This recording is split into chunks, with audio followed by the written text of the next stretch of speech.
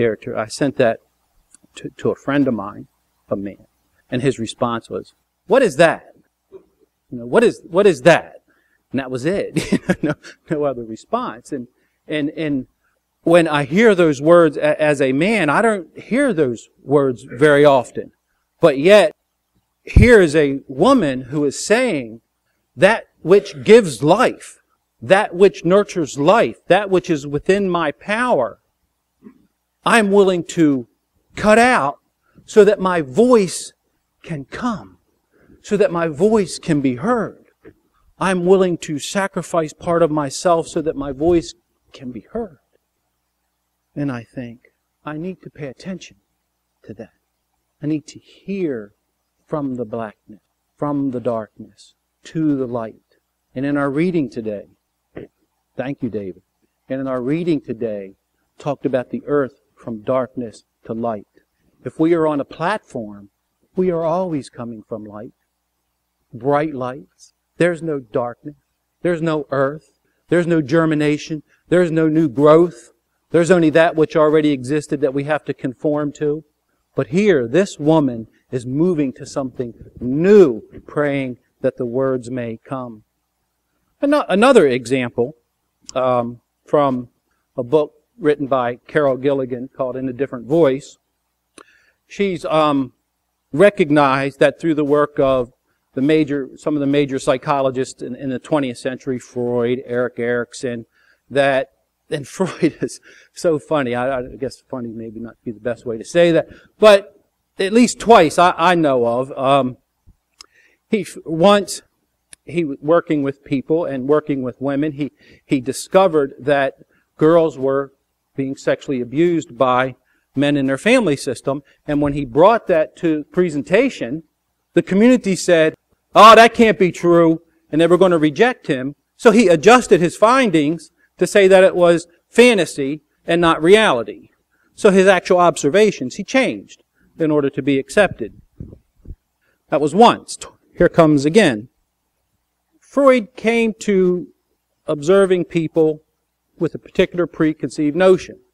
And then he recognized that this preconceived notion didn't fit the developmental process of girls and women. So rather than change his preconceived notion, he just said, women are a dark continent, we can't understand them, and stayed with his preconceived notion. Erik Erikson, in the development of his stages, which is really kind of wonderful stages, 8 stages of development, it's easy to remember, easy to learn, so it's good. Erik Erikson looked at 300 boys, got their developmental sequence, and then took that off, and then imposed that on all children and people. So Carol Gilligan said, wait a minute, no. That's not my experience, what I'm reading here. Something else is going on with me. So she conducts these experiments, I guess, questionnaires, and she's asking 2 11-year-olds from the same class, a girl and a boy, Jake and Amy, who they say bright, alert children, and they ask them this question, this scenario. If there's a husband, a pharmacist, and a wife. The wife is dying, and the husband's got to go to the pharmacist to get the meds, but the pharmacist said, you don't have enough money for the meds. So the wife's going to die, right? And so what is the question? Should he steal the medicine or not? That's the question. Okay, so Jake, the young boy, answers, yes, steal the meds. For one thing, a human life is worth more than money, and if the druggist only makes $1,000, he's still going to live. But if Hines doesn't get but if he doesn't steal the drug, his wife is going to die. The question, why is life worth more than money? Because the druggist can get $1,000 later from rich people with cancer.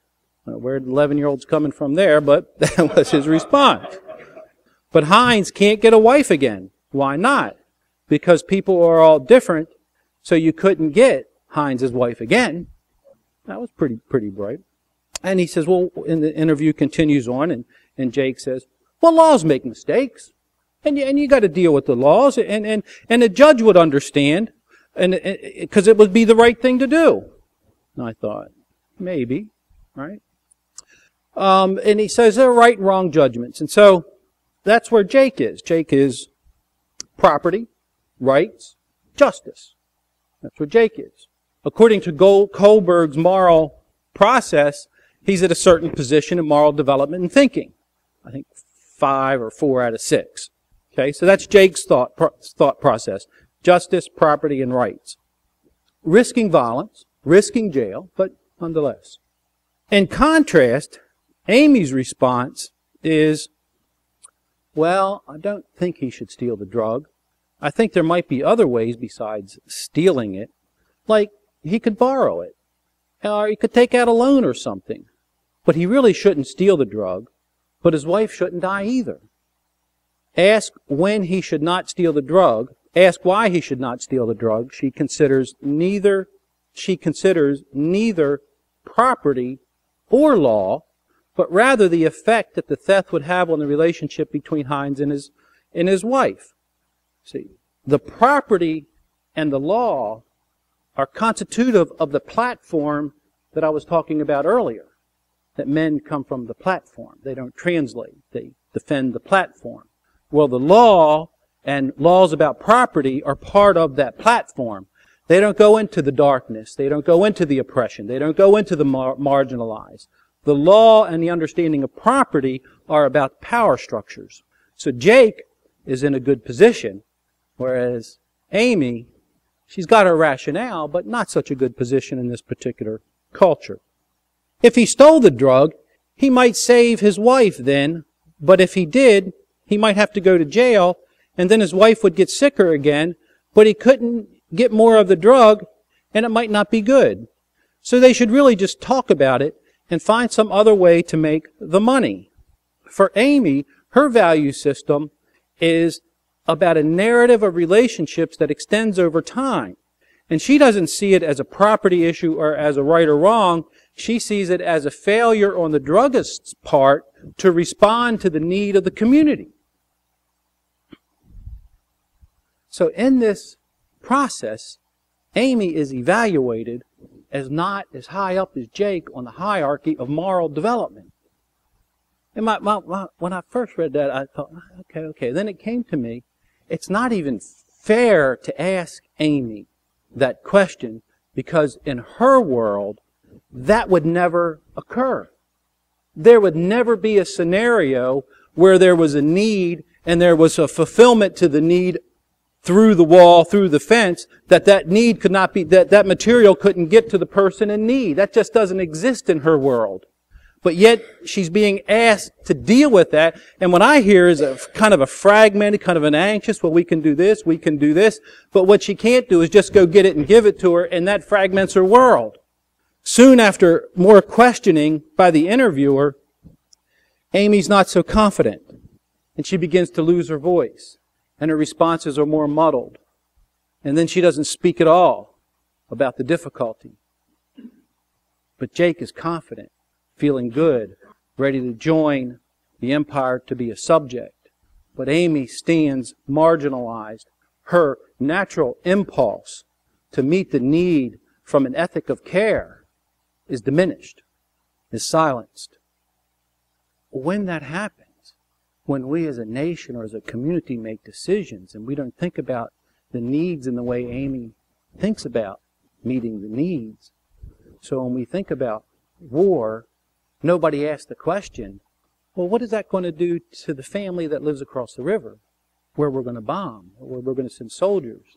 When you're sitting in a board meeting and you're thinking about making a product, and you know the product you're going to make is going to produce toxic waste, and there's a river there, and they say, well, we'll just dump it in the river, or make a law that'll allow us to dump so much in the river so that what we do is legal. Nobody's in there saying, wait a minute, my third cousin lives down the river, and that's where the kids play. You can't do that. When that voice is diminished, those questions and that thought doesn't get into the decision-making process of our culture. So how do we even begin the process of thinking about this and changing our minds and transforming? If spirituality is about claiming all of us, and the ethic of care that we see in Amy, it is in all of us. It is diminished. It is hurt. It may even be absent. Or it may be that when I sit in a group and we're talking about something and I want to say something, that I got a voice that says, no, don't say that, you just be rejected. Don't do that. Don't contribute that. Everything's going along okay. But it's really the only voice of care or showing a mindfulness of the other person. Or if we plan to do something at the church and it costs money, are we being mindful of the people in the church that don't have money? Can we make provisions for that without bringing up the issue of saying, well, we have money and you don't, so we can get it to you? I mean, that's marginalizing from a hierarchical position of power. I don't have the answers to how to deal with that. I just know when I read that poem that here's a person willing to give up some of the stuff that makes up her identity so that her voice can be heard. I need to pay attention. I need to be able to say, I don't know. So when people say, let's work on spiritual growth and spiritual issues, there's a side of me that says, really? You really want to do it? Because that's hard work. Because now I've got to recognize as a white male, am I privileged? Am I on the platform? Is what I'm saying, I got to start questioning myself. Is what I'm saying today reinforcing the values of the platform that Duress talked about? And how do I do that? How do I do that? As I'm doing it, I'm going, are you doing it? Are you not? But the process of being mindful that there is a place of speaking from the body, of speaking of who we are as human beings connected to this planet, connected to this earth, putting that in my brain and saying that yes, there is a voice that can move beyond that platform, and saying yes, that I am vulnerable and I am crippled to defend that platform, so that when I make a decision about what to talk about, what ideas to bring up, what movements to support, how to eat, how not to eat, I bring those questions in front of me for a time and say, am I reinforcing the platform or am I speaking from the body? And just begin to ask myself those questions. Where am I coming from?